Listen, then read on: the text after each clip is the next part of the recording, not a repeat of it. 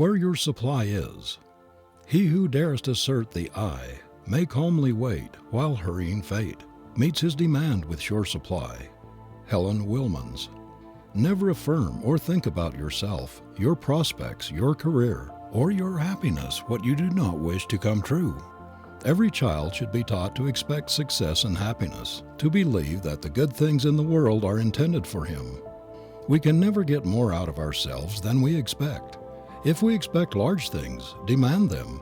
If we hold the large mental attitude toward our work, toward our life, we shall get much greater results than if we depreciate ourselves and look only for little things. The man who dares not assert the I, with undaunted assurance, with the conscious vigor and determination of one who believes in his divinity, will never do great things, because he will never make the demand that will draw a sure supply. Before one can hope to win out in any undertaking, he must be able to say, I, positively, with the force of conviction. He must polarize his mind to the positive attitude. This is the attitude that creates, that produces results in the world of matter as well as in the realm of spirit. The positive man is forceful because he has faith in himself. He forms his opinions without the aid of others and is not afraid to stand for what he thinks. He does not hesitate to differ with others.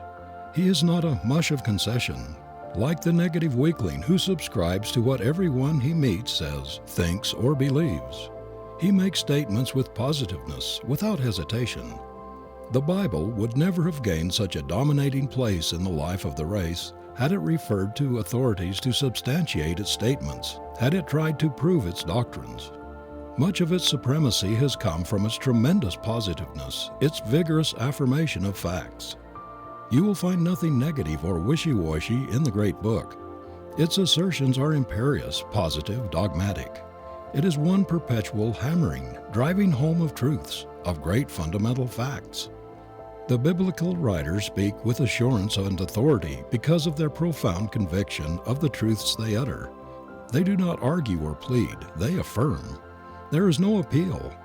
As has been well said of the Bible, it never appeals to readers for confirmation. It states, every line breathes dominance, superiority, and confidence. We find the same imperious dominant qualities, the same positiveness in great leaders of men. They deal in affirmations. They throw themselves with intense conviction into whatever they attempt. They continually, both mentally and vocally, assert their power to do it. And the result is a natural corollary. They succeed in what they attempt. The difference between the positive and the negative mind, the man who can assert the I with vigor and the man who cannot, is the difference between success and failure. The positive man keys his life to the I can note, the negative man to the I can't. The positive man denies the limitations of environment, of resources, of opportunities. He not only believes but knows that infinite bounty surrounds him and that he can make it his own. The negative man, on the other hand, will not fight against environment, no matter how hard it may be, but will yield to it without a struggle. He sees limitations and difficulties everywhere. To him, obstacles are insurmountable. But for the positive, dominant qualities in man, we would still be living in caves and eating our food raw. It is the positive, forceful man that overcomes. Obstacles do not frighten or turn him from his purpose. They are to him but the apparatus in the gymnasium, which give him additional strength and reinforce his determination to achieve. He knows that he can command the infinite supply, that the great forces of the universe are working for him, and that he has only to direct them. He knows that it is his birthright to conquer, that the Creator put him here for that very purpose, to overcome, to grow, to ascend, to be godlike. Everyone has sufficient positive power to guide and direct his own life if he will only use and develop that power.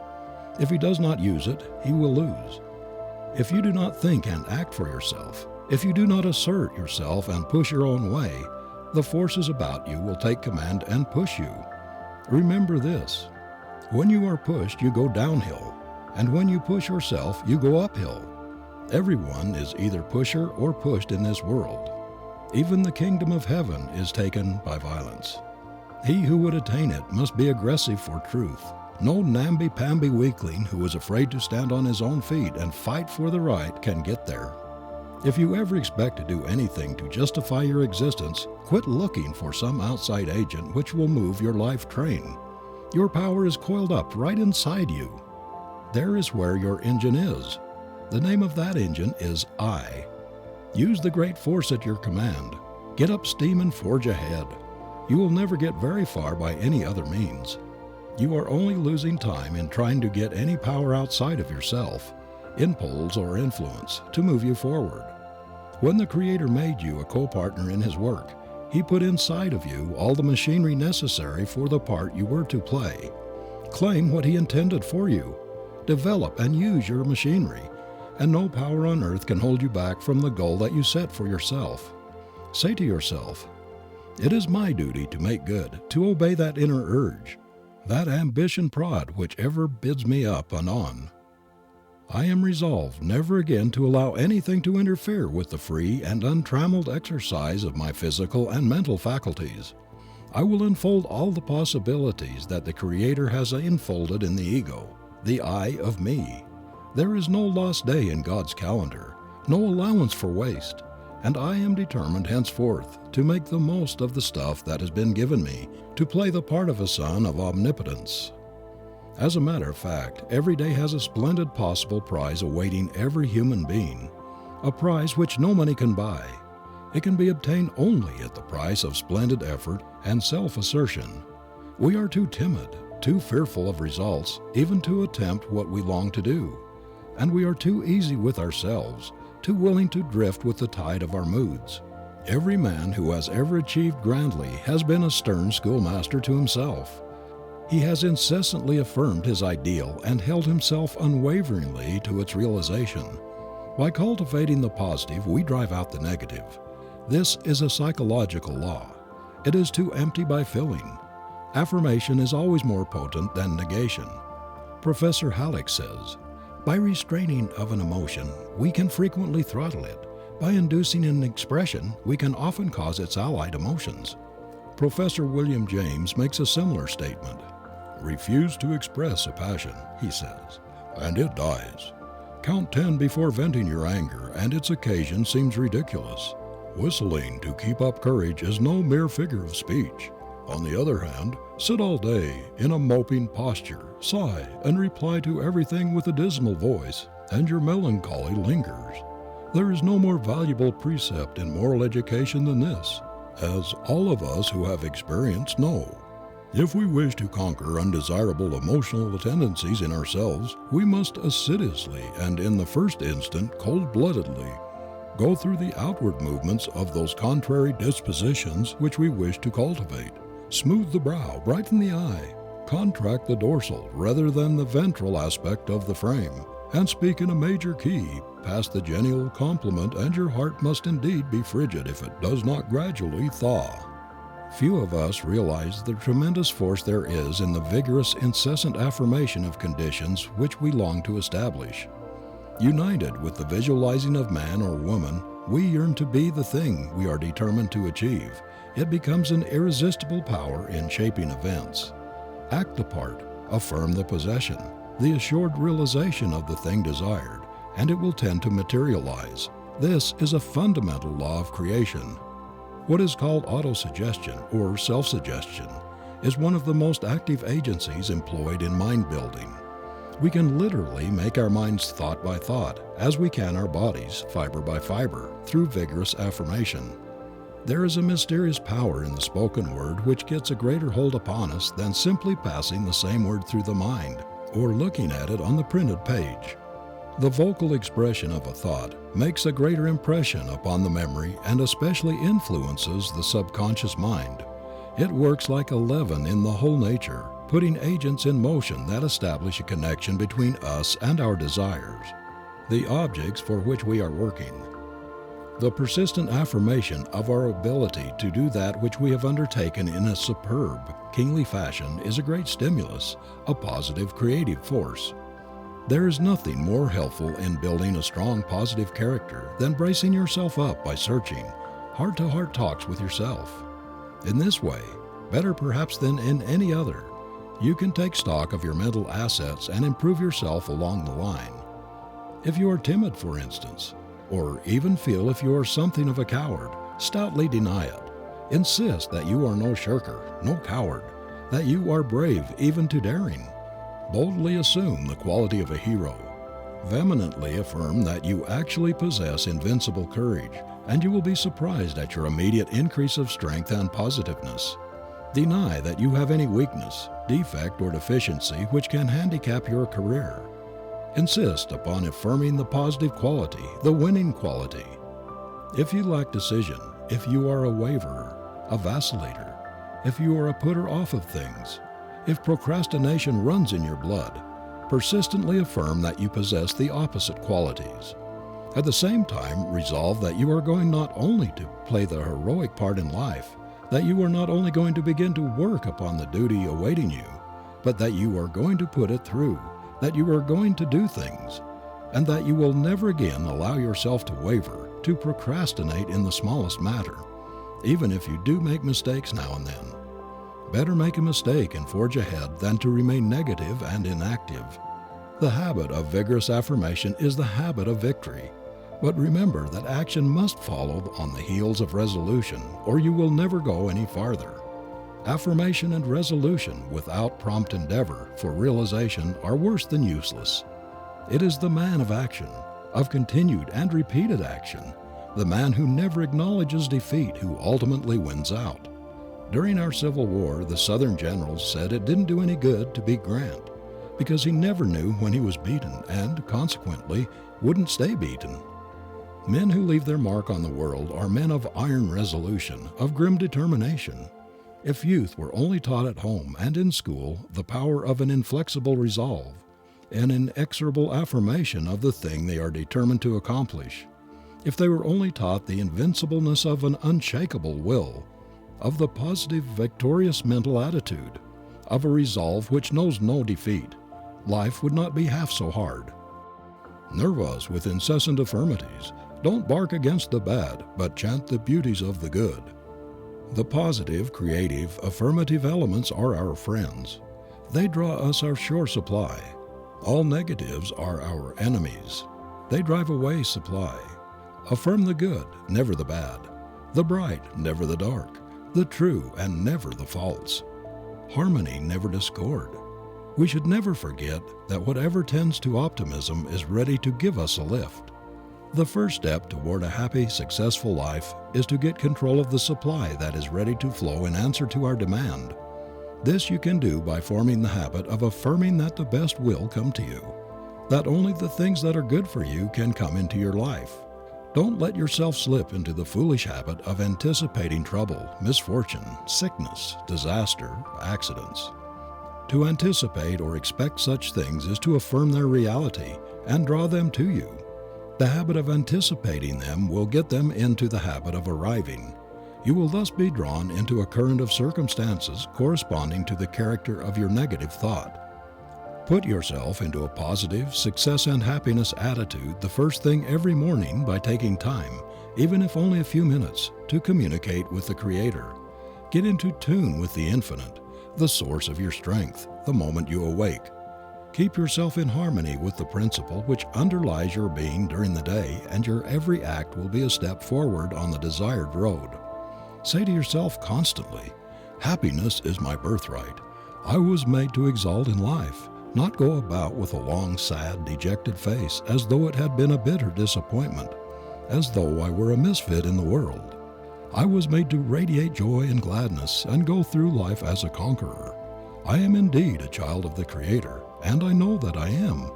It is a positive insult to Him to go through the world as though I were a beggar, a slave. I bear the image of the King of Kings, and it is my business to make all men see the likeness. It is my duty to prove my divine heritage by radiating royal manhood. I know of no practice which will do more for one's growth and life enlargement than the habit of rising above one's moods and discouragements through perpetual affirmation of one's divinity. If, for example, you get up in the morning feeling negative, blue, and discouraged, if you don't feel like working at anything, just go off alone and have a good heart-to-heart talk with yourself, something like this: Now look here, young man or young woman, none of this. You are going to do a grand day's work today. You are going to get right out of this condition. You have had enough of it.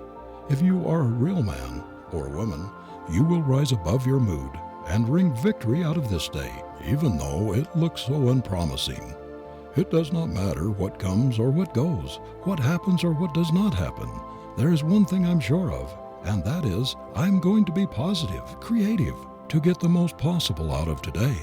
I am not going to allow anything to rob me of my happiness or my right to live this day through from beginning to end and not merely to exist. I do not care what comes. I shall not allow any annoyance, any happening, any circumstance which may cross my path to rob me of my power and peace of mind. I will not be unhappy today, no matter what occurs. I am going to enjoy it to its fullest capacity. This shall be a complete day in my life. I shall not allow the enemies of my happiness to mar it. No misfortune in the past, nothing which has happened to me in days gone by, which has been disagreeable or tragic. No enemies of efficiency shall be guests in my spirit's sacred enclosure today. Only happy thoughts, joy thoughts, friend thoughts shall find entertainment in my soul this day. No negative thoughts, none of my enemies shall gain admittance to scrawl their hideous autographs on the walls of my mind. There shall be no admittance today except to the friends of my best moods. I will tear down all black, sable pictures and hang in their place pictures of joy and gladness, of things which will encourage, cheer, and increase my power. Everything which ever handicapped my life, which has made me uncomfortable and unhappy, shall be expelled from my mental kingdom this day and every coming day. If you make a resolve like this every morning and live up to it during the day, you cannot help being positive, productive, creative. The positive mind repels all thought enemies that would hinder progress. Doubt, fear, despair, worry, these have no place in the creative brain. They are products of the negative mind. The man who would bend circumstances to his will cannot afford to harbor them. Hold negative, despondent, discouraged thoughts, and your surroundings will be negative, unpropitious. Hold positive, confident, hopeful, cheerful thoughts, and a congenial environment will manifest itself. It is wonderful what right thinking can accomplish even in a naturally weak, negative mind. The insistent and persistent holding of the positive thought, the assurance thought, the self-confidence, the self-faith thought, the determined effort to think and act for oneself, to direct one's own forces will gradually change a negative, non-productive mentally into a positive, creative one. I have known very timid, sensitive people who scarcely dared to say their souls were their own before others, to so cure their habit of self-effacement and so strengthen their weak self-confidence by constant audible affirmation of their own strength, that in a very few months they had largely overcome this weakness. Fear is negative, courage is positive, affirmative. If we could make our lives effective, we must root out all of the things which keep us in discord, all negative elements, and give ourselves over to the power of affirmation. Many a person has ruined his life effort by depreciating it and sending out to those about him the negative vibration of his inferiority. We radiate our faith, our confidence in ourselves or our doubts, and distrust. Others catch the contagion of our opinion of ourselves. Whatever you do, don't set up your own mind in that of others a picture of yourself as weak, ineffective, negative personality. People do not realize the harm they do by making uncomplimentary and unfavorable remarks about themselves. It does not matter what it may be. The assertion of anything unfavorable to us or unlike what we wish to be is injurious. How often we hear men and women say, "I can never remember anything. I'm always forgetting umbrellas and packages. I can never remember the names or faces," and similar negative, depreciatory remarks. It never occurs to them that by making such statements as these, they are strengthening their defects. They are not aware that by impressing these unfortunate images of themselves upon their mind mirror, they are seriously injuring their self-confidence, their ultimate chance of being what they would like to be or of getting what they desire. The character of civilization would radically be changed in a short time if parents were to teach their children the wonderful, strengthening, character-building power in the habit of affirmation. If boys and girls were impressed with the truth that the constant affirming of the good, the beautiful, and the true, the assistant holding of the ideal of themselves as they would like to be, is a real creative force that tends to actualize what they long for, many of the problems of the race would be solved. As a matter of fact, the worst enemy, as well as the best friend, any human being ever has is inside of him. The very mental attitude of the majority of people is utterly antagonistic to their advancement. A really brainy professional man whom I meet quite often is a striking example of the baneful effects of the negative, self-depreciatory thought. He wanted to do something big in his line, but he has had only mediocre success, and in consequence has so soured on life that he seems to have lost the power to enjoy himself. The truth is, the early contracted habit of self-castigation and unfavorable comparison with others who were more fortunate at the start has stayed by him through the years and practically disqualified his mind for real enjoyment or for making the most of his talents. Another negative character of this type is a man in commercial life who is forever recalling his lack of opportunities. He never tires of referring to the fact that he was handicapped at his very birth by a slovenly, slipshod father, and that all through life he has been placed at a great disadvantage compared with other men. He believes and constantly affirms that he is unlucky, that he has never been at the right spot at the right time, that no matter how hard he works, he feels a mysterious something holding him back. Some malignant fate or destiny, he complains, is always tripping him up, thwarting his most strenuous efforts, overturning his best laid plans. Through its machinations, though he has worked harder than anybody else he knows, he and his family have remained in poverty, while his associates have become prosperous. The cause of this man's failure is not far to seek. It is plain that he started wrong and has been going wrong ever since. He has been talking failure all of his life, affirming hard times, poverty, ill luck, and disappointment. He has been sowing thistles and all sorts of ill weeds in his garden, and yet he wonders why his harvests have been so stingy, so blighted, and overshadowed by weeds. Affirmations, acts, motives, ambitions, mental attitudes are seeds sown in human gardens. Their character determines what our harvests shall be. Our future reaping depends entirely on our past sowing. What we are enjoying or suffering today is the result of yesterday's sowing. We are reaping weeds, thistles, or beautiful flowers and luscious fruit according to the seeds we have sown. The only soil in which our good seed thoughts will flourish is that of mental harmony. In this fruitful ground lies the secret of all efficiency and happiness. To come into unity with the author of our being is to realize perfect mental harmony. And this is the first requisite of an efficient life, a goal that can be reached only by the road of constant, unfailing affirmation. When you long for something that is perfectly legitimate for you to have, sow your affirmation seed in perfect confidence that it will bloom in reality. Say to yourself, "Our Father, Mother God, is no respecter of persons. He is not partial in his treatment of his children. They all have the same rights, the same privilege. He will give me through my own effort what I need, what I ask for. The poorest, most ragged wretch that crawls has just as many hours in his day as has the ermine king. I can and I will do what I long to do. I will be what I desire to be." Affirm this again and again to yourself. Do not wait for an opportunity. Make your opportunity. The power of affirmation will work miracles for you.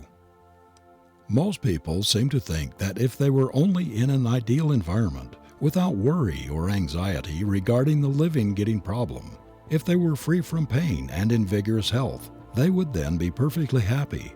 But, as a matter of fact, we are not half so dependent for happiness upon environment, upon circumstances as we imagine we are.